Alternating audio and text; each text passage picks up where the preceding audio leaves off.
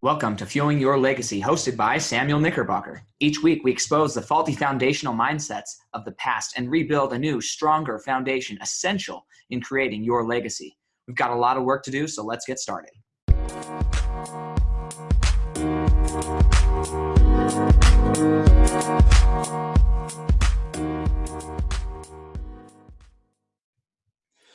Welcome back to the Fuel Your Legacy podcast. We are getting into it today. Just very briefly, I want to share with you something very specific that I learned this whole week is in my podcast. We're going to be talking about how to work hard and how to play hard. And there's nobody better at describing that than the author of the Work Hard, Play Hard podcast. So he's going to be our Friday guest. His name is Rob Mirgatroyd, and phenomenal guest. I'm so excited to have him on. He has orchestrated challenges and not just challenges, but whole events where he takes individuals, high-earning entrepreneurs, high-level entrepreneurs, people like Lewis Howell, people like the herders, I forget their name, but people who are very, very successful. Hey, man, and he takes them out just to play. Sometimes we think we overlook the need and the intention of playing and why it's so dang important to actually get out and enjoy our lives, especially when we're high-earning entrepreneurs. Our minds get so bogged down with we're stuck in the opinion and the constant mechanical gear shifting of how to operate and maximize what we're doing that we forget the importance of actually taking a break and playing. You always wonder why your best ideas, the things that always come to your mind about how to innovate in your business, they come when you're in the shower. They come when your mind is obviously off of something else, when you're in a creative space and you're looking for a way to improve you're not actually looking, but your mind naturally is free now from all the intensive gear work of making things run to step back, take a bird's eye view or an airplane view of what's going on and say, oh, well, what if we just adjusted this one little thing? We'd be so much better off. So he has created week-long experiences where he takes these high-level entrepreneurs and he forces them to play. So I'm super, super excited for you guys to hear that on Friday. On Wednesday, we're going to be doing a book review on, honestly, one book that really helped me relook at the way I did life. And that is called The 4-Hour Workweek by Tim Ferris. Super excited to do a book review on that. I'm going to share all my thoughts there. But today I want to share just an introduction really to how and why learning to play in your business as an entrepreneur is so important, okay? And here's the one myth. I'm going to kind of preemptively talk about this, but the one myth is that the reason I'm an entrepreneur is because I wanted to be able to play every day, right? I wanted to be able to go to work and play every day. And so that's why I do what I do, because when I go to work, I feel like I'm playing. I feel like I enjoy it so much that it doesn't feel like work, okay? That is a myth that needs to be disbanded. You need to get that out of your mind and completely destroyed. Work is still work. Doesn't matter which way you slice the pie. If that's how you're earning money, it's still work. Now, that doesn't mean you can't enjoy your work, but you need to have some, as Travis Brady would say, some pattern disruption in your life. You need a way to, even if you love what you do, believe me, I love what I do. I love helping families. I love serving families. I love creating peace, confidence in their lives. I love giving them a path to achieve their dreams. All of those things I absolutely love. There's certain aspects of my life that I don't enjoy, like paperwork. Paperwork I hate.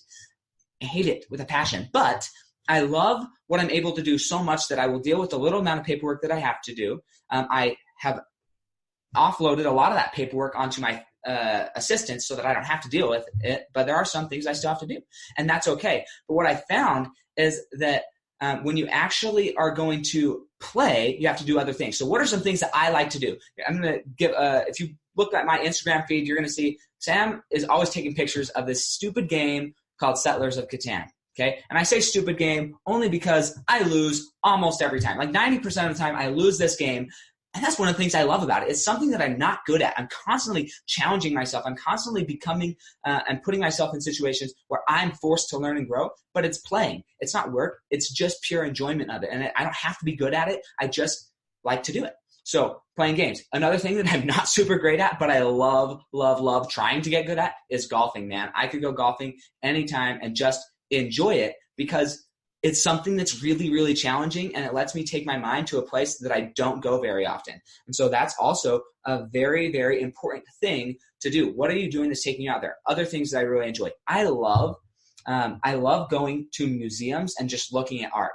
Man, I could look at an art museum all the time. We've got a few here in my town, and I love just going and looking at art. Another thing that I love musicals, and I love opera. This is something that most people are like, what? Why do you love opera?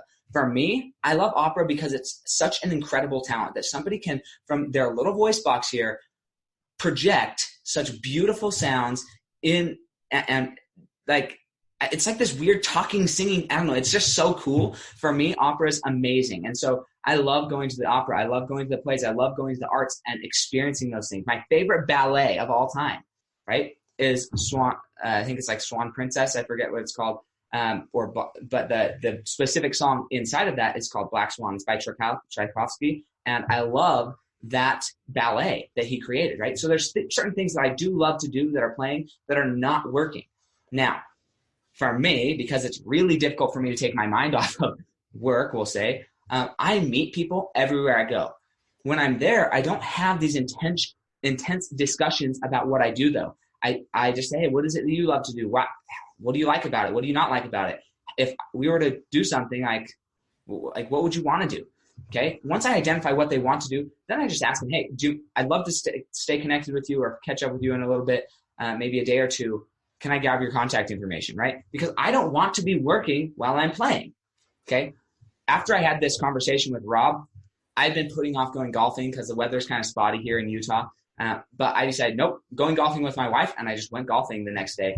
And it was the best time. We got a babysitter, we went golfing, we went out for some ice cream after, and just enjoyed ourselves, enjoyed being with our relationship. And that's another thing that I love doing, and I think more people need to really get into, and that is having a fulfilling relationship and making sure that is in my mind, the main focus of everything you do. Everything you do should be with the purpose and intention to make your relationship with your spouse or your loved ones better, okay? Whether that's your immediate family, extended family, maybe it's like none of them are blood, but they're like, you've created your own family, and that's important. Whatever it is, get on board with making your family the best ever possible, okay? So I'm going to invite you to start thinking about this now, so that as we get to the podcast on Wednesday and we start talking about the 4-hour work week and how to really manage that. What does that mean? What's the extrinsic things around that makes that possible, a 4-hour work week? And then lastly, when we listen to Rob Mirgatroyd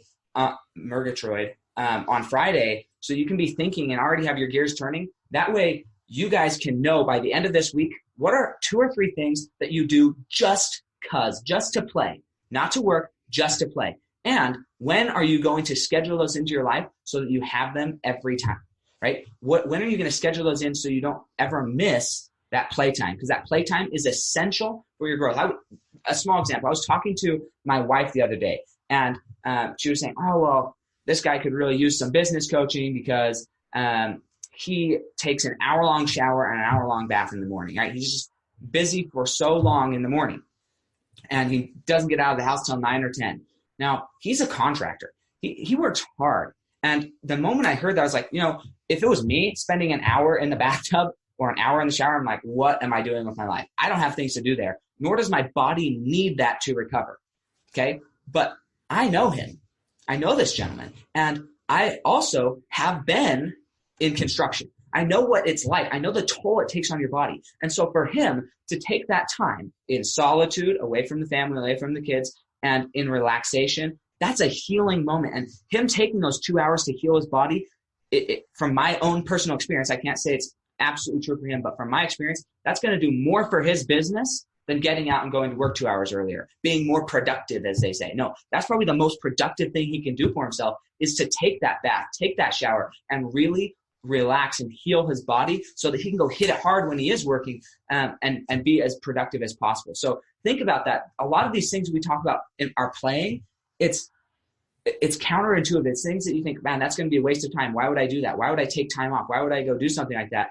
And the reality is you think that it's a waste of time, but I can just, again, speak for myself. I've had the biggest breakthroughs, the biggest advancements in my company when I've chosen to take time off, let my mind refresh, reset, and come back and look at my situation completely new and completely with an open mind to see, hey, how can I be more effective? How can I get back to this playtime? So that's what I'm going to leave you with. Think about this over this next few weeks. What are 2 or 3 things that you do, that you like to do, that you play instead of actually working? Okay. What do you do to specifically take time off working and specifically play? So write that in the comments here. You can go to my podcast, you can go to my website, leave reviews, things like that. But especially on my Facebook page, if you take a screenshot of this podcast, you listen to it on Fuel Your Legacy. You can find that on any major podcasting app. Fuel Your Legacy. If you take a screenshot of that and you listening to it, then I will give you a shout out on my next podcast and learn a little bit more about what you do and how I may be able to best support you. But the main thing, again, 2 to 3 things that you do on a daily or weekly basis that best help you relax and that are specifically designed just for play. Just for play. Just for play, okay? You cannot, this doesn't count if it's not just for playing. It must be just for playing. If you are like, hey, well, I like what I do, so I'm mixing my play and work, doesn't count. What do you do just to play? Where do you travel to? Who do you talk with? What do you watch, right? Whatever it is, what are you doing just to play? 2 or 3 things. Put them in the comments here and share. You might get some ideas from other people of things that you've forgotten that you enjoyed, but they can spark that back up and you will start enjoying that again. So thanks so much. Love talking to you. If you have any questions, please reach out. I want to help you as much as I can, and we'll catch you next time on Fuel Your Legacy.